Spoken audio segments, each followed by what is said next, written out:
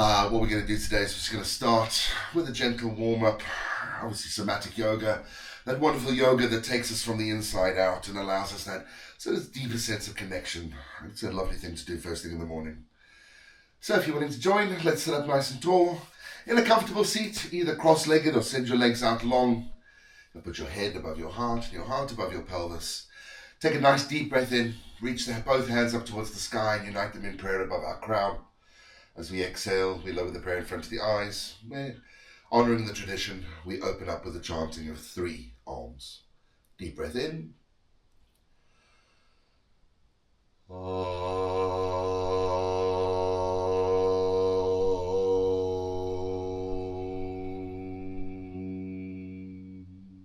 Then we lower the prayer in front of the mouth or throat.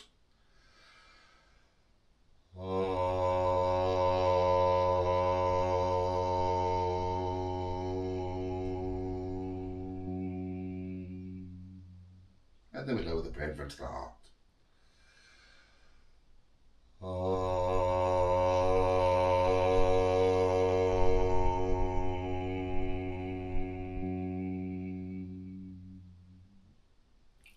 And Hari Om, our practice can now begin. Taking your right hand and place it onto your belly button and your left hand and place it onto your heart. Continue to sit up nice and tall. Feel free to close the eyes or at least keep a subtle gaze down the bridge of your nose. Right now, there's no real need to worry about what's happening in the outside world because we can take our attention and we can simply focus it on where we are right here, right now. And for that, we allow ourselves to recognize the connection we have to the breath. And there's no need to force the breath, no need to control the breath. The natural breath, the spontaneous breath, well, that's going to be our first indicator of where the body is, where the mind is. And taking a few moments just to tune in. We can allow the breath to do, well, for lack of a better phrase, the heavy lifting.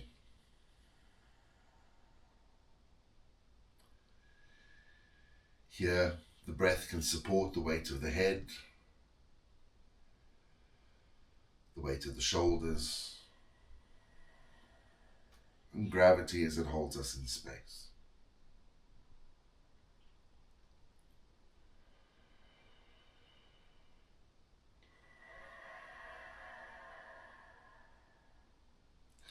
Now today I wanted to look at something that's perhaps going to add a little bit of value to our practice.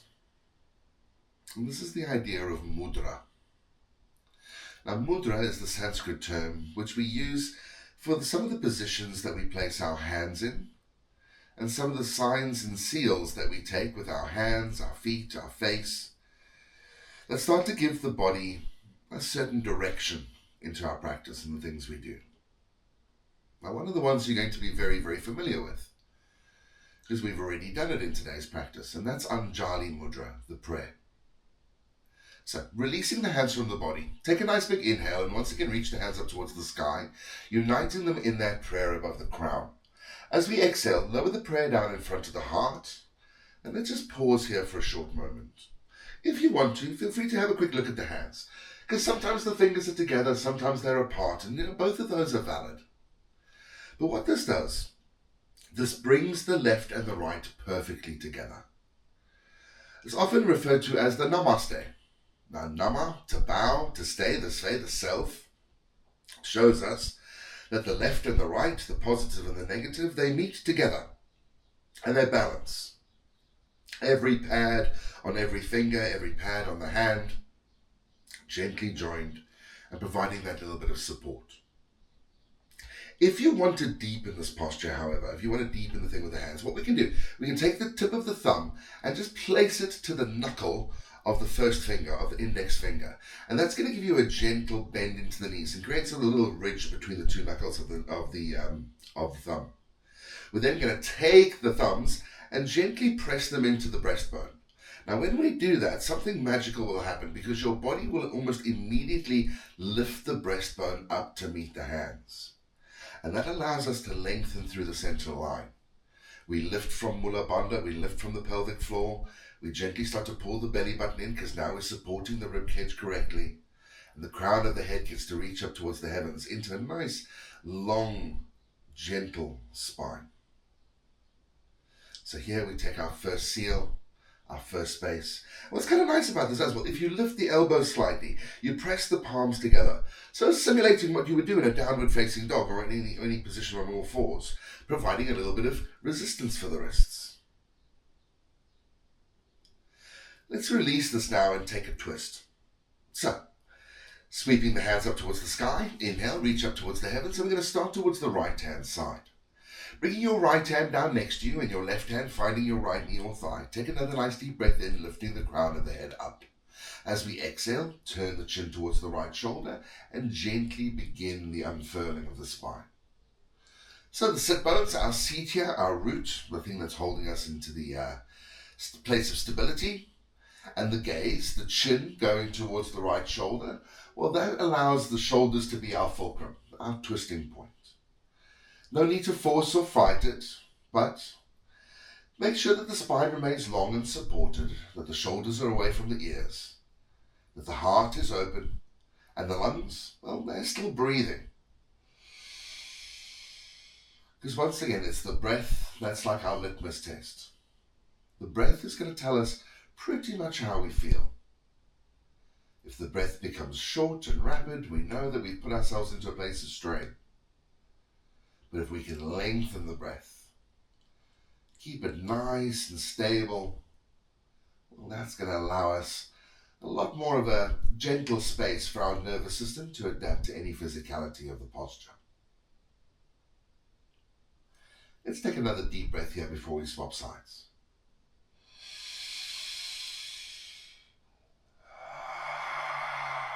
And on the inhale, we can release the twist, but we can also swap the cross on the legs if they are crossed, just to take the opposite shin in front. It doesn't really matter which one's in front, to be totally honest, but as we're cultivating a sense of balance, we may as well change the legs. Inhale, once again, reach up towards the sky, take the shoulders away from the ears. Exhale, let's now twist towards the left-hand side as we bring the left hand behind us and the right hand finds the left knee or thigh. Let the breath be your guide. Inhale, expanding and lengthening, giving us that sense of stability. The exhale, maybe moving the chin towards the left shoulder, allowing us, well, once again, the opportunity to soften between the shoulder blades, to soften through the mid-back, taking potentially any strain or discomfort that might have snuck into the body while we were sedentary, while sleeping, and just allow it to soften. To give it a bit of space. Once again, breathe. It's the best piece of advice I can give anybody in any situation, really.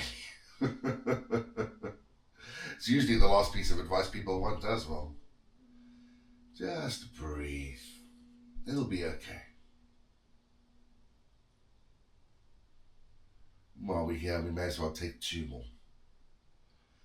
The inhale, opening, lengthening, supporting.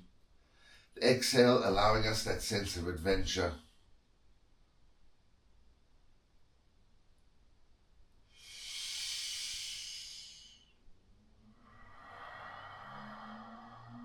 Great. Using our next inhale, we're going to release this and come back into the center. Once again, reaching the hands up towards the sky.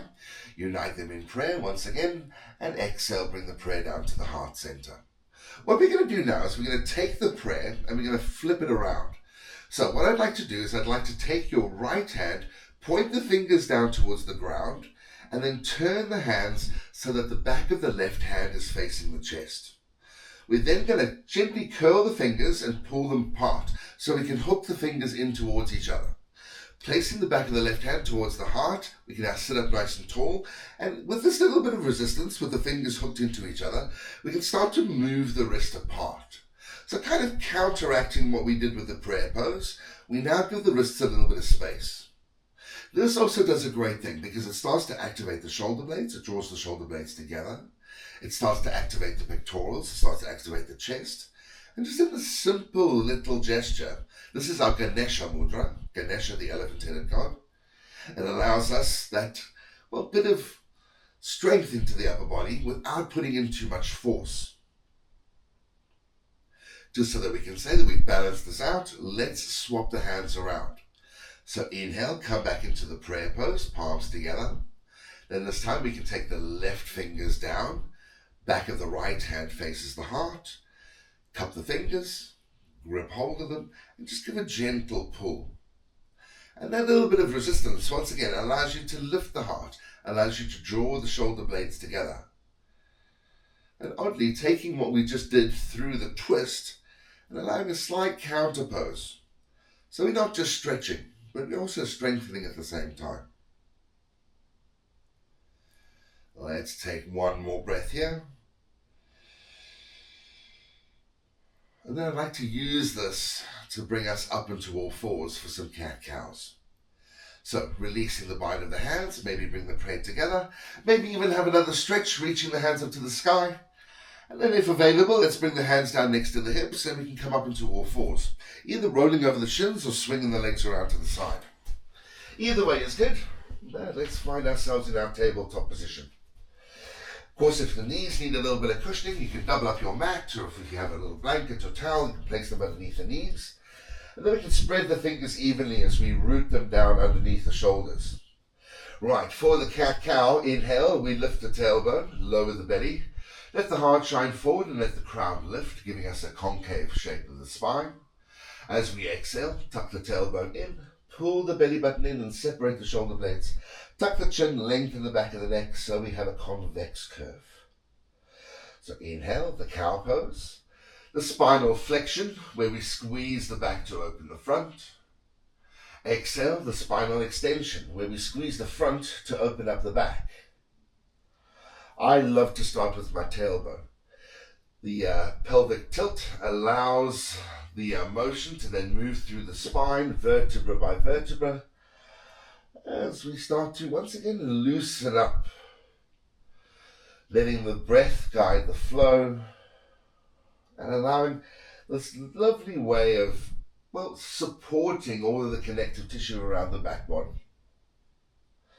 What this also does that's quite complementary to what we were doing with both the prayer, Anjali Mudra and Ganesha Mudra, is here, because the hands are nice and rooted, we can really roll through the shoulders. The other thing I love about a cat-cow is that it is very, very, very versatile. We don't just have to go up and down. If you want to, give the hips a nice sway from side to side. Give the head a nice little shake too. Start to draw some circles with the hips. And maybe in turn we can draw some circles with the heart. And allow this link of breath and motion just to guide a little bit of play. Getting rid of any of those cobwebs that may have gathered as we move around. And, well, I don't mean to steal another very famous internet yogi's line, but find the things that feel good. But at the same time, observe the things that don't feel good. Just be aware of them.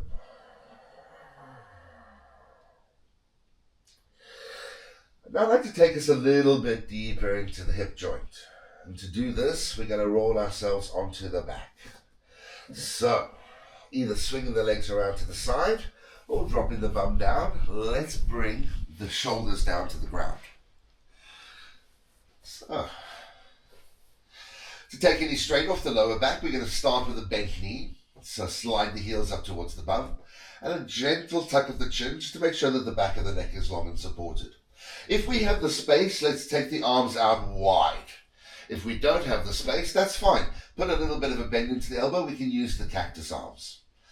With the heels up to the bum, let's get the feet a little bit wider than the hips. Doesn't have to be super wide, but definitely a little bit wider than the hips, maybe even as wide as the mat. We're then going to take the legs and we're going to windshield wiper them from left to right. Now, between the windshield wiper and the cat-cow poses, for me, these are two wonderful pieces of mobility that we can do first thing in the morning. The windshield wiper of the legs allows the ball and socket joint of the hip to roll through its range of motion. But we're not putting any major strain on it. We're not putting any force. We're just letting it do what it can do, allowing us to, well, I hate the phrase, but I'm going to use it anyway. Motion is lotion. And by moving, we're allowing blood flow, we're allowing moisture to come into the connective tissue, we're allowing all of the waste product to start to move out as we're promoting capillarization.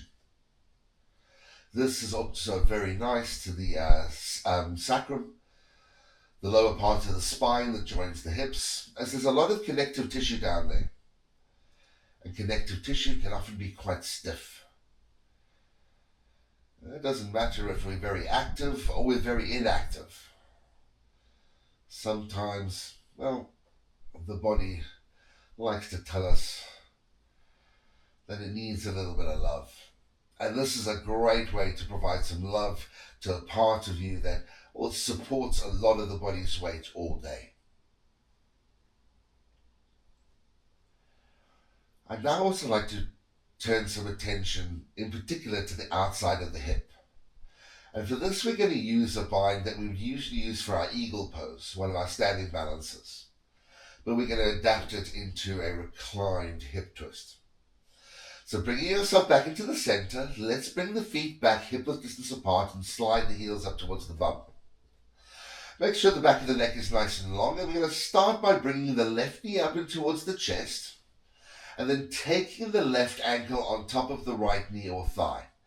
So we're going to cross the legs, we're going to keep the left shin parallel to the shoulders, parallel towards the ground. You might want to have a little windshield wiper here from left to right, just to check the structure, make sure that the lower back is supported, the lower back is long. But then we're going to drop both knees over towards the left.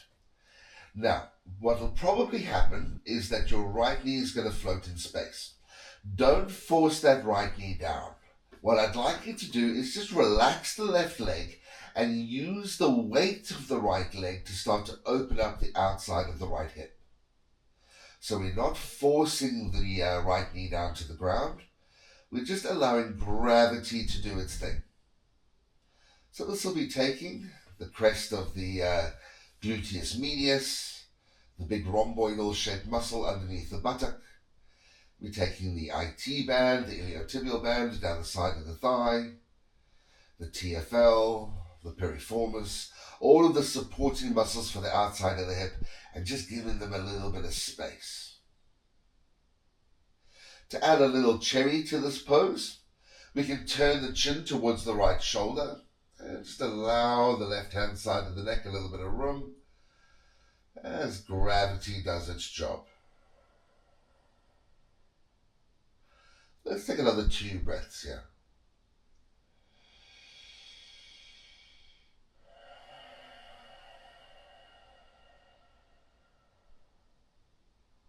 And 1.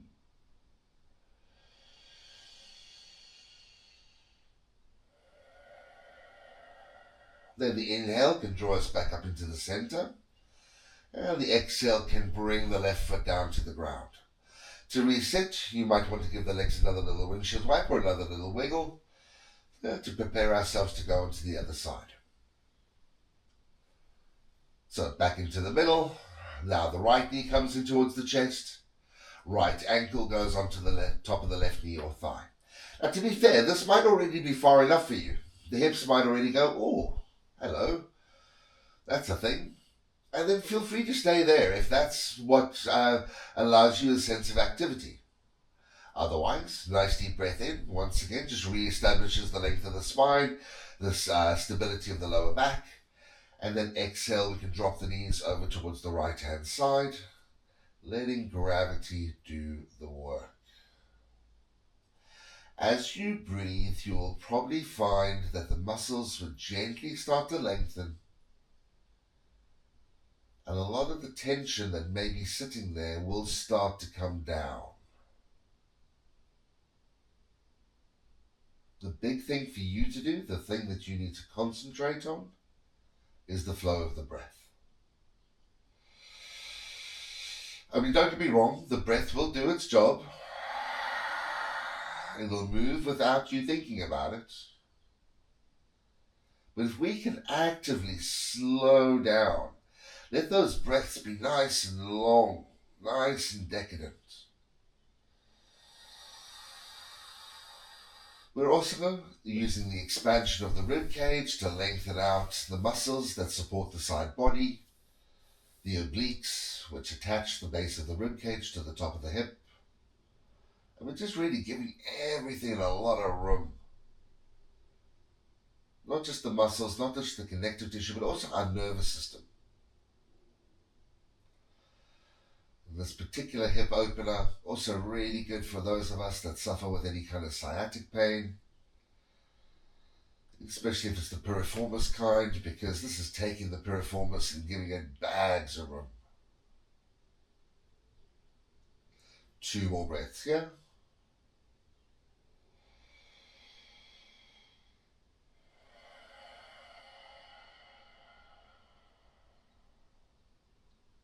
And 1.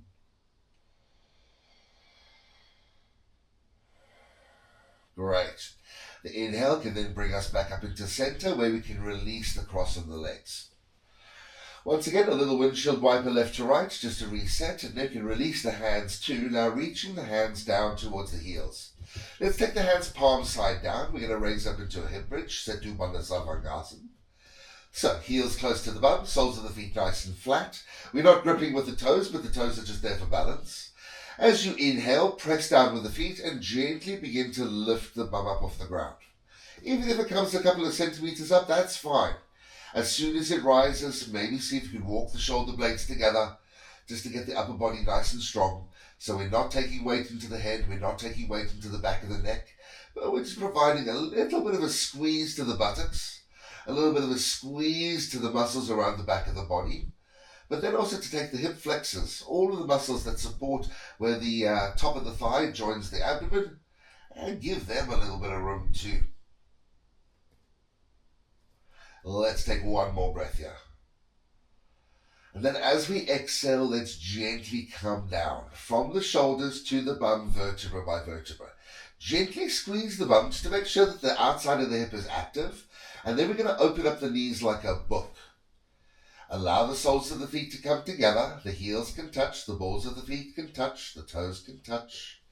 But let the knees gently drift open. Here we can take the right hand and place it onto the belly button, the left hand and place it onto the heart. As we allow the inside of the hip to open, the outside of the hip, not to hold, but because it's shortening regardless, we can give it that sort of sense of stability by not forcing it. You might notice with the right hand onto the belly that the abdomen here can soften. The pelvis can soften. It doesn't have to hold. With the hands attached to that central line, the place where our vagus nerve flows. And now, once again, tap into a controlled breath. And for the controlled breath, we're going to use Dirga Pranayama, a 3-part breath. So 3-part breath, 2 inhales to 1 exhale, so it's a systematic way of filling the lungs. The first inhale will raise the belly button, and that's going to help fill the base of the lungs. The second inhale will lift the heart center, expand through the armpits, and that's going to fill the top of the lungs.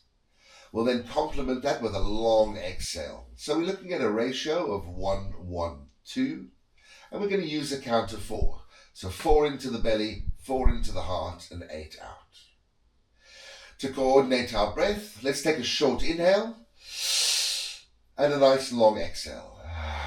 And I'm going to begin counting in 3, 2, 1. Inhale to your belly, 3, 2. Inhale to the heart, 3, 2. And exhale, 8, 7, 6, 5, 4, 3, 2. Inhale to your belly, 3, 2. Inhale to the heart, 3, 2. And exhale, 8, 7, 6, 5, 4, 3, 2. Into the belly, 3, 2. Into the heart, 3, 2. And exhale, 8, 7, 6, 5, 4, 3, 2. 2 more. Into the belly, 3, 2. Into the heart, 3, 2. And exhale, 8, 7, 6, 5, 4, 3, 2. Last one. Big into the belly. And big into the heart. And a nice long sigh. Using the next inhale, draw the knees back together. And if we can, let's bring the knees up towards the chest. Either maybe holding behind the knees or taking the hands around the shins. Give yourself a little hug. Maybe a gentle rock from side to side so we can tuck the tail slightly and lengthen the lower back. Here you might want to have a little roll of the ankles as well, a little wiggle of the toes. And if the body allows, lift the nose up towards the knees, give yourself a big old squeeze. And then we're going to draw ourselves back up into a seat. Now you have a choice. You can either roll over onto your left-hand side and use the right hand by the heart to lift yourself up, or feel free to rock and roll along the length of the spine, bringing yourself back up into a seat. And you know what? I would gladly spend another hour with you guys, but I am very, very respectful of your time. So, sitting up nice and tall, let's once again put head above heart and heart above pelvis. Maybe open up the palms to the sky or bring the hands to prayer and the prayer to the heart. I just want to conclude this practice, friends, by saying thank you. Thank you for your patience and thank you for your kindness. Thank you for taking some time to look after yourself. I know I've said this before, but I'm a great believer in the fact that self-care is community care. And the more we look after ourselves, the better opportunity we have for looking after those that we love and those that love us. So here's a little bit of homework. Let's continue that season, that sensation of love. Not only looking after ourselves, but hopefully taking that idea of kindness and compassion to every other living thing that we can. Releasing both hands, inhale. Once again, let's reach up towards the sky. And very symbolically, we're going to bring the hands to prayer, that perfect sign of balance above the crown. As we exhale, we lower the prayer and take the peace of the heavens with us. Take the prayer in front of the eyes. And as we have that peace, friends, may it be with our thoughts. We then lower the prayer in front of the mouth or the throat. And using the truth as our guide, may peace be with our actions.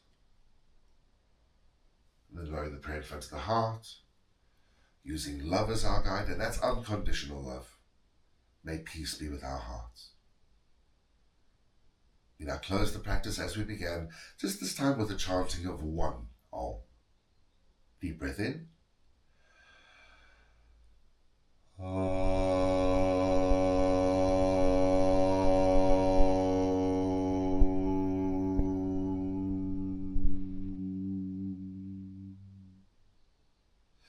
And honestly, because it is the best way to say it, the light, the life, the love in me, I recognize and I bow to the light, the life, and the love in you. Namaste. Friends, have a wonderful day.